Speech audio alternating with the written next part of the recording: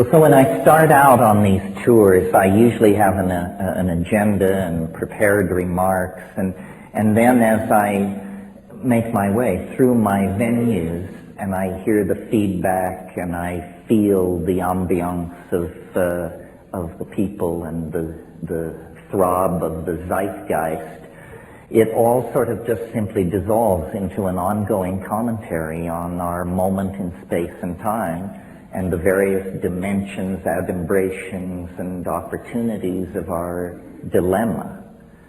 But I want tonight to couch it for you in the context of, I guess, an extended metaphor. We could talk about these things many ways, but I find this particular extended metaphor illuminating. And I start by recalling an observation from someone whose name rarely falls from my lips, and that would be Gurdjieff. And Gurdjieff said at one point, or was known to comment, that people are asleep, he said. And he, by implication, suggested people awaken. Now, I'm not sure if he fully grasped the implication for his own product line had that occurred, but in any case, you're on it, you're with me, yes. It's very hard to give these lectures in such a way so that every person hears something different, which is what is supposed to be going on, you know. Well, so thinking about this comment that people are asleep, I see several implications. I ask myself, what is awake in my own notion?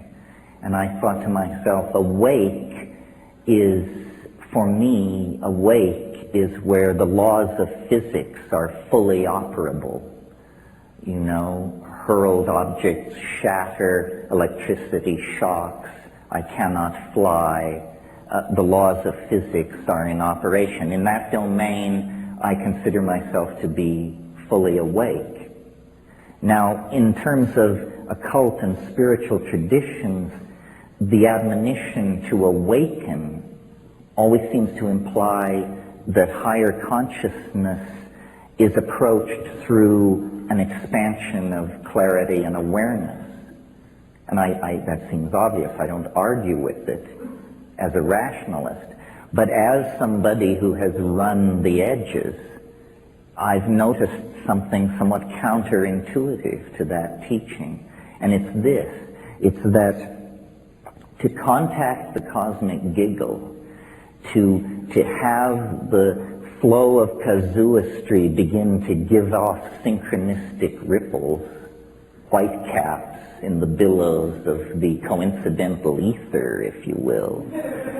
To achieve that requires, a precondition is a kind of unconsciousness, a kind of drifting, a certain taking your eye off the ball, a certain assumption that things are simpler than they are, almost always precedes what Eliade called the rupture of plane, that indicates, you know, that there is an archetypal world, an archetypal power beyond, behind profane appearances.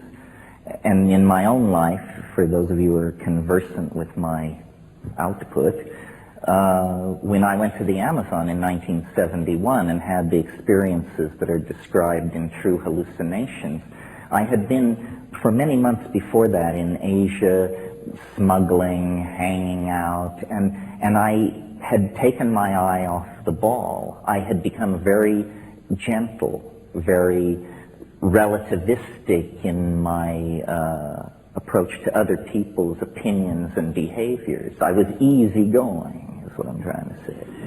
Too easygoing. And in that situation of semi-unconsciousness and openness, the cosmic giggle approaches. And I compare this is closing of a theme, I compare this to sleep. or to states that lie between waking and sleeping. And so, again, an odd take on this remark of Gurdjieff's. I remember someone many years ago said to me, they evoked the symbol of the yin and the yang, the two tears folded against each other within a circle. And this person, who was no rishi, roshi, geshe, or guru, but simply observant, said,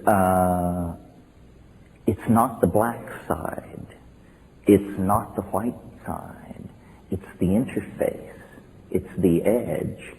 And I found, by observing sleep, and some of you may recall the motto in Athanasius Kircher's Amphiatrium Sapientium that's chiseled over the alchemist's doorway. I can't do it in Latin, but it says, while sleeping, watch.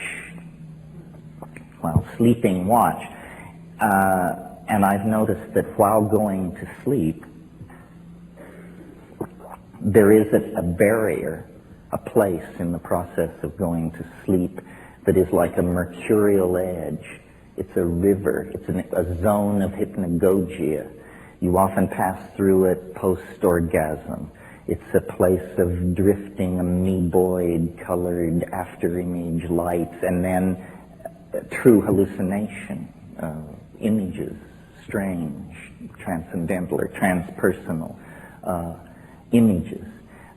Well, so far in the context of pursuing this extended metaphor about sleep, I've talked basically, essentially about the individual's relationship to the concept, to the fact. But there's also a social or a political, a species-wide implication. It occurs to me that at any given moment, because of the way the planet is as a thing, some considerable percentage of human beings are asleep, always, and many are awake. And so if the world soul is made of the collective consciousness of human beings, then it is never entirely awake. It is never entirely asleep. It exists in, I guess you can hear me. It exists in some kind of indeterminate zone. And this to me is the clue to understanding something that is personally fascinating to me. And it revolves around why people believe such weird things. And why, either as a consequence of the approach of the millennium or the breakdown of traditional values or the density of electromagnetic radiation or for some reason, a balkanization of epistemology is taking place. And what I mean by that is there is no longer a commonality of understanding. I mean, for some people, quantum physics provides the answers. Their next-door neighbor may look to the channeling of archangels with equal fervor. I mean, if this is not a balkanization of epistemology, I don't know what it is.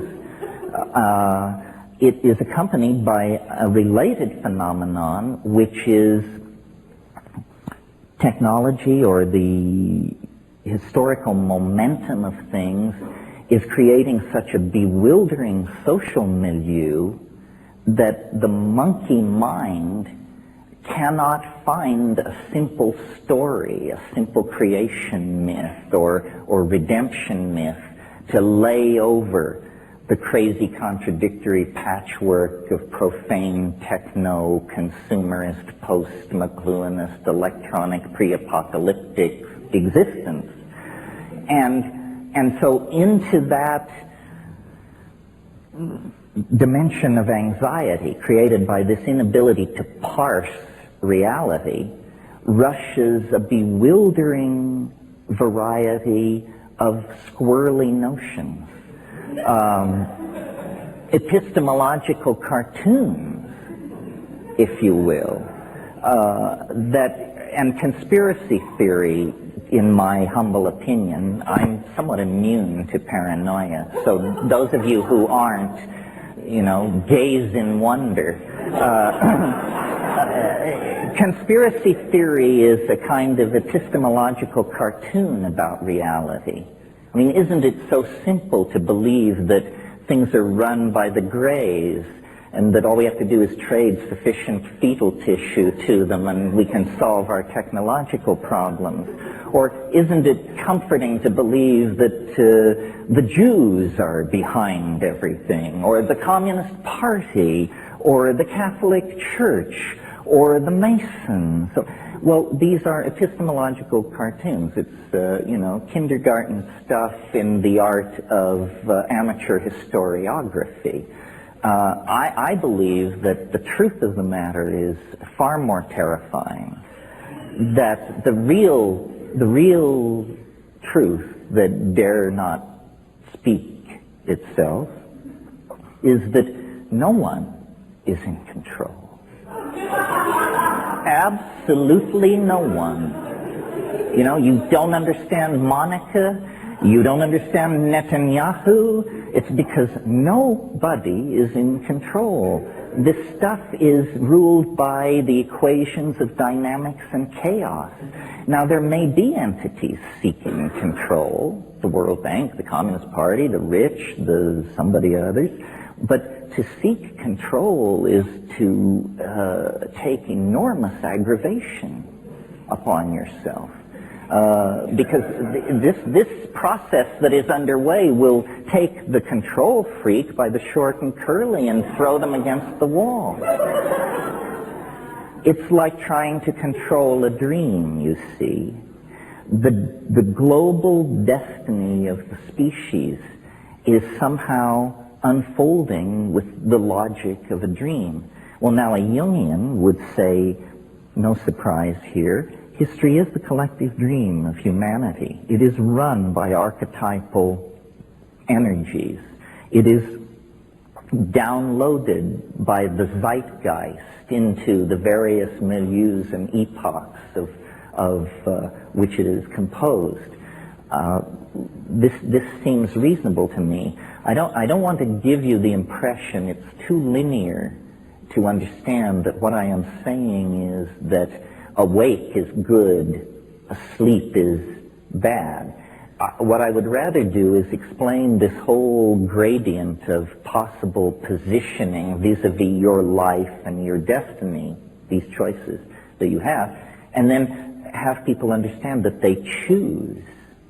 You choose to be asleep, or partially asleep, or fully awake, or to be one part of the time and in some situations and one part of the time and in other situations.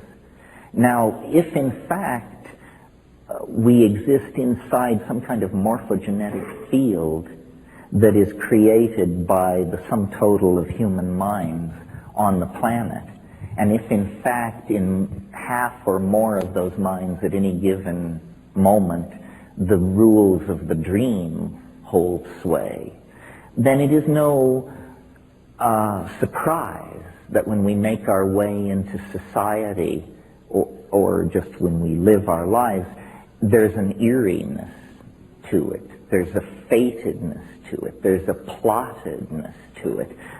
We are inside some kind of engine of narrative, I believe. Some science fiction writers, such as Greg Egan and others, have suggested that this could even be a form of recorded medium.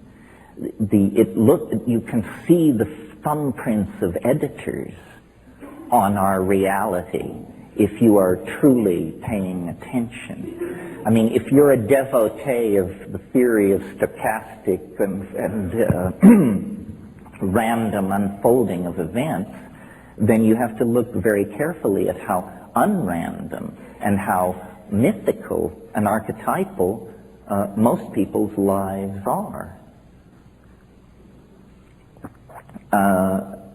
If you take psychedelics and hurl yourself to the edge and spend time with strange Aboriginal people in remote parts of the world, the cosmic giggle becomes your friend.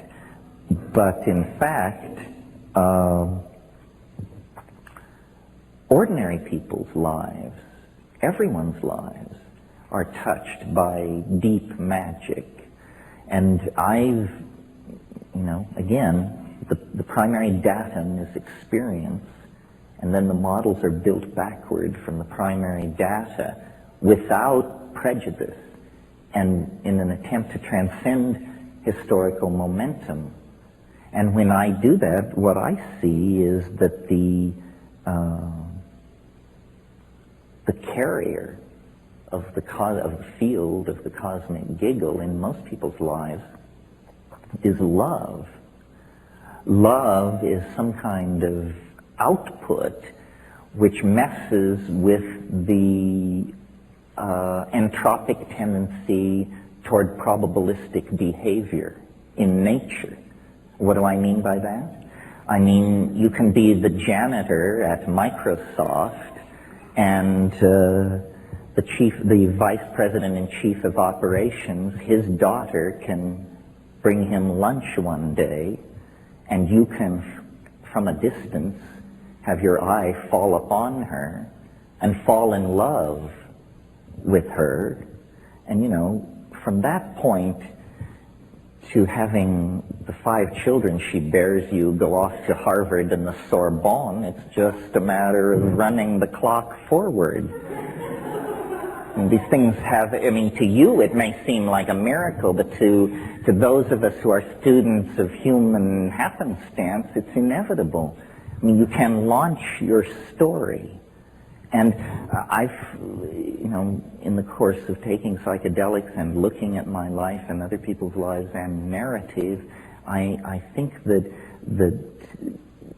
the secret of, I don't want to say anything as pretentious as transcendence or enlightenment, but the secret of taking hold of one's destiny is to understand that one is a character. One is a character. A character is a different thing than this model you inherit out of the idea that you're a three-dimensional animal inside a democracy with a Christian heritage and a Dewey Decimal cataloging system or whatever. One is a character.